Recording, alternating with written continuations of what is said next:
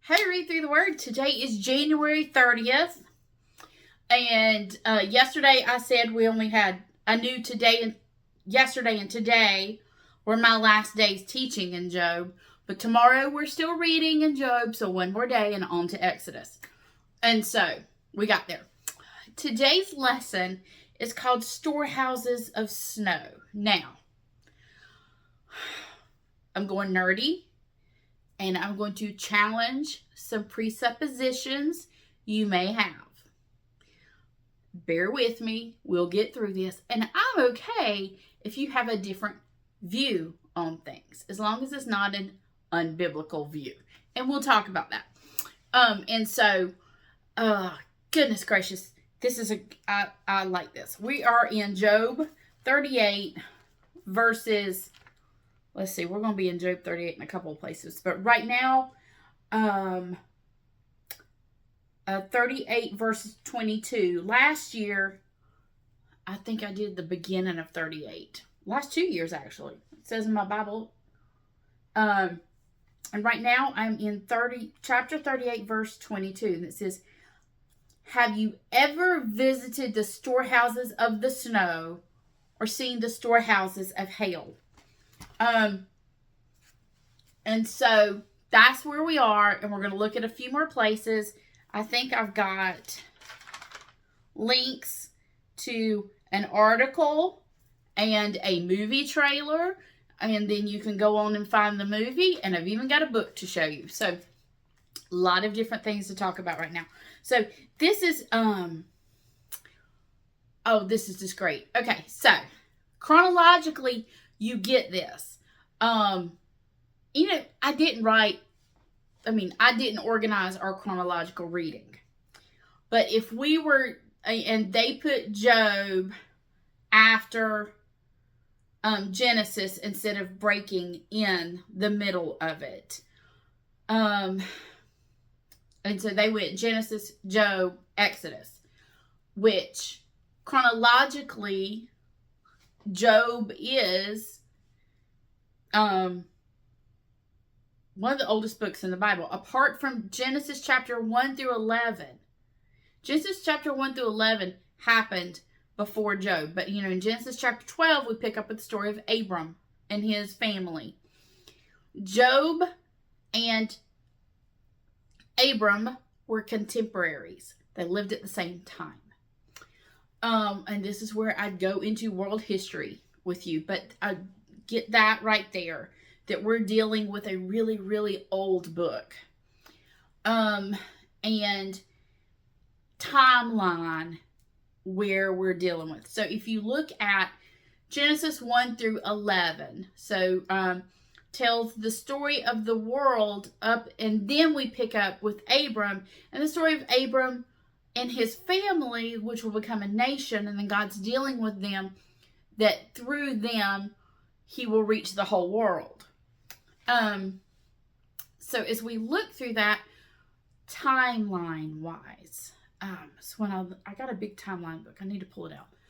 It would happen that, so if you understand that Job, what happens in Genesis 11, at the Tower of Babel and the spreading of the people groups, and you look at that, Mesopotamia and the culture, civilization there is where you typically start teaching world history, is because that's the rise of civilization and everything. So that's where Abram lived. And so the closest to the flood, because if you know, they landed in the plain of Shinar and they were to disperse. They did not disperse. And so the plain of Shinar between the Tigris and Euphrates rivers, that where they built the Tower of Babel, that from there, God changed their languages and everyone dispersed. And so you get Mesopotamian culture and Abram, and that's where he was, and all of the everything that was going on there. But then at the same time, you're dealing with Job. And so Job is from the land of Uz, which is discussed in the first few chapters of the book. The book of Job, so chronologically, both of these guys are the closest to the flood of anything. So, Job has more mentions of snow, ice, and cold than any other biblical books. Job 38, 29 through 30 says this: "From whose womb has come the ice, and the frost of heaven, who has given it birth? Water becomes hard like stone, and the surface of the deep is imprisoned." So he's talking about ice. So it has more mentions of snow, ice, cold than any other book of the Bible. And so, modern creation, hold on. Scientists who let there not be a presupposition about the evidence they see. Most scientists, when we're given information, have a presupposition that there is no God, so God cannot explain any of this. So if you don't have that, and you see all of this evidence, what's the best evidence, like the whole world? What's the evidence of this? I mean, and so all this snow and ice would tell us that it seems that Job lived at the time of an ice age. And I don't have time to go into all of that, so I'm going to post some stuff for you. So in order to have an ice age, and we're not talking millions of years ice age, which scientists have now said secular, let's say, I don't know how to say it other than they're wrong, have this idea of, even from when I was growing up, the teaching now in a science textbook does not look like it did when I was little about the ice age.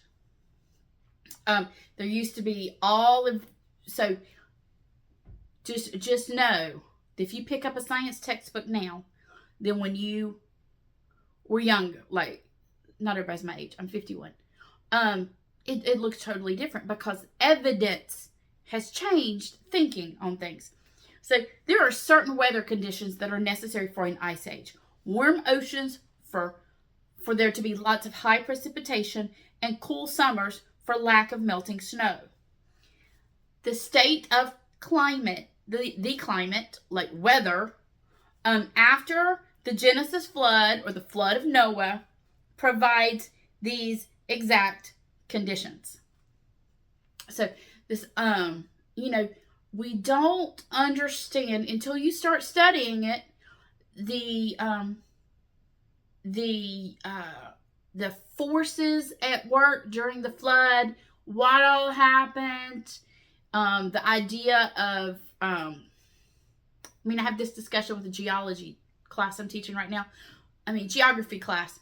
Oh, geology would be fun. But geography, about how our continents fit together as a puzzle. I said, because they all were one. The flood, the force of the flood, the idea of hurricanes and everything, ripped everything apart. And then during the flood, that year-long process, everything slammed together and pulled back apart. That's why you see the same animals along that ridge of South America that would fit into Africa. The same type of animals there. That's why you have mountains on those edges, because they slammed and pulled. And so you still have all of that out there. But so when the idea of when was an ice age, what all of that, I have an article. And there are lots of links in your article to send you wherever. Here's my point. There is evidence all around us of God's hand at work. How do we look at the evidence? A presupposition, I put this in your notes, is a thing that is tacitly assumed beforehand at the beginning of a line of argument or a course of action. So if you are given geological evidence. Okay, you say, whoa, wow, for that to occur, it either had to be a whole lot of water really fast or millions of years. If you have the idea of there's no such God in a box, no such thing as God, only that which exists in the natural world, then we put a presupposition on the evidence. That is in all, if we understood science as the way for that God has given to us to explore the creation, we would see things, and the constant that holds all the sciences together is mathematics.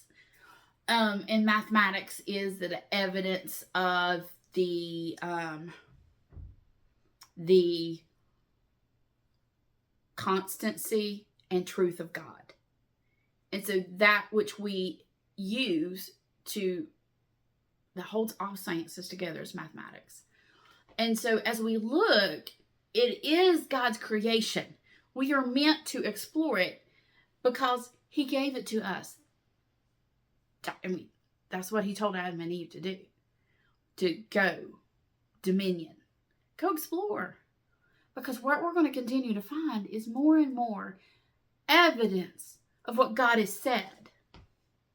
But if we're looking through the wrong lenses, we're going to get it wrong. I've put in a clip that is a movie trailer about, it's called Flood Geology and Ice Age. Now, the movie itself, and you can find the movie on YouTube, is like 2.5 hours long. I gave you just the trailer. If you want to go watch and you want to see all of this, if this is a brand new idea to you, it's out there. Michael Ord is the top scientist in that field to understand a lot. I've got his children's book I've used with all of my kids. It's called Life in the Great Ice Age.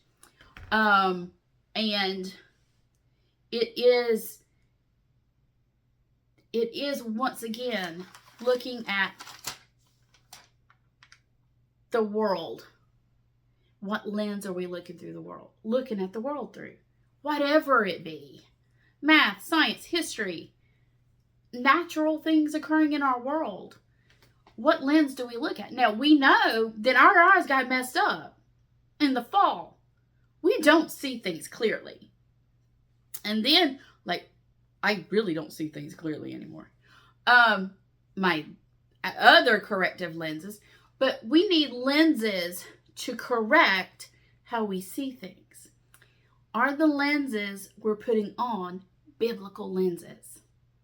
Now, when you get into the sciences, there are different views on a lot of these type of things. And I'm totally, there's a few of them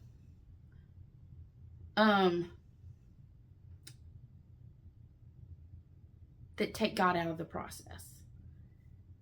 As one who believes in the truth of the Bible, I take those off the table.